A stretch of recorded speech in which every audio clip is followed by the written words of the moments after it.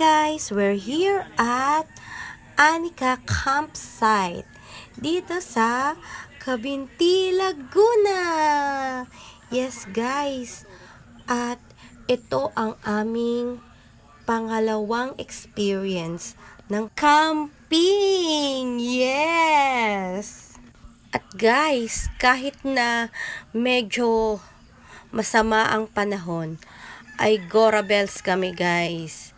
Kasi na-enjoy namin ang nature at sobrang ganda ng ambience dito guys.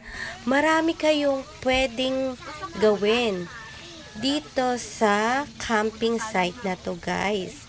O di ba? May rainbow pa guys. Kasi nga umuulan at saka umaaraw. Kaya nagkaroon siya ng rainbow. Alam nyo ba guys na ang gumising kanina sa akin, kaninang umaga, ay ang tektalaok ng manok. Yes guys. At talagang nature na nature siya.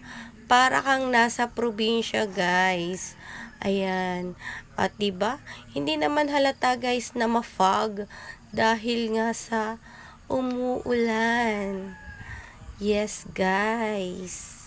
Alam nyo ba guys na feeling mo dito ay super secure ka. Kasi guys, marami ang mata dito. Yes guys.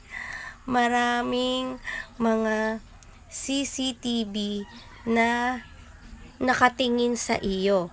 Para ka lang na nasa Big Brother guys. Yan ang feeling mo. O ay diba, sino pa ba naman ang gagawa ng masama sa iyo? Ang daming mata na nakatingin sa iyo, diba?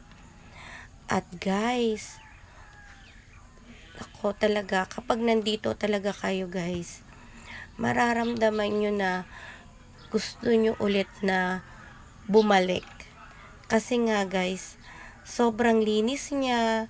Tapos, maraming puno. Yun guys. Tapos, madami ka ring activity na pwedeng gawin. Tulad nga ng sinabi ko kanina. Ayun, pwede kang maligo. Tapos, yung mga bata, pwedeng mag-swing. And then, pwede kang tumakbo. Kasi sobrang lawak niya, guys. Tapos, pwede kang mag-fishing. Sa mga company, guys, pwede din ditong mag-team building. Kasi nga, sobrang lawak ng lugar. Tapos, hindi din ganun katarik. Mapatag siya. Kaya, okay din siya, guys, na pang team building. Pwede din dito guys na mag bonfire sa gabi. Ayan. Kaso hindi namin siya na-try. Kasi umulan. Actually guys, yung first day namin, umuulan. Nung gabi, umuulan din.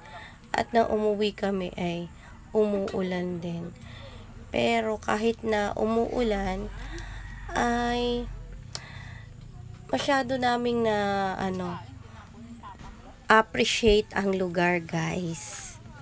Kasi nga maganda ang ambience dito guys.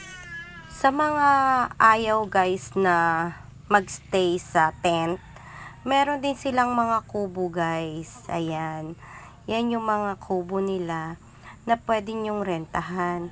Kaso guys, hindi na namin tinanong kung magkano yung renta. Kasi marami kaming dalang tent.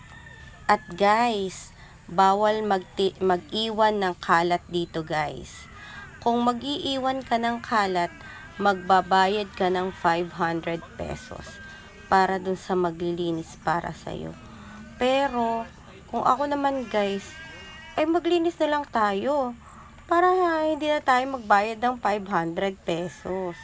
Gaano na yung konting linis. Kanting oras ng paglilinis, diba?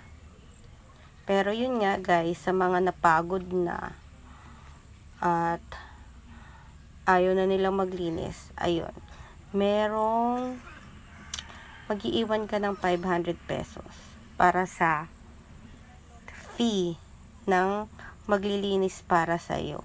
Gano'n naman talaga guys, sa mga campers, alam na nila yon, clean as you go. Yung walang trace na or bakas na maiiwan pagka ay umalis.